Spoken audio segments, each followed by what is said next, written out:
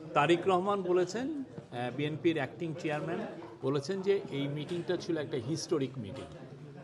আমরা বলতে পারি যে ডক্টর মোহাম্মদ ইউনূস এবং তারেক রহমান সাহেবের যে আলোচনা হয়েছে ফলপ্রসূ এবং আগামীতে অবশ্যই ফলপ্রসূ, এটার জন্য এটা ঐতিহাসিক একটা সিগনিফিকেন্স আছে। ঐক্যমত হয়নি এরকম কোন ইস্যু এসেছে? এটা আপনি দেখেছেন একটা কখন যৌথ বিবৃতি হয়, যখন একটা ঐক্যমত্য হয় তখনই তো যৌথ বিবৃতি হয়। তো আপনারা দেখেছেন তো আজকে একটা যৌথ বিবৃতি রিড আউট করা হয়েছে আমরা শুনেছি যে এবং মিটিংয়ে জুলাই ঘোষণাপত্র, জুলাই চার্টার এগুলো নিয়েও আলোচনা হয়েছে। এগুলো নিয়ে যথেষ্ট কনস্ট্রাকটিভ আলোচনা হয়েছে।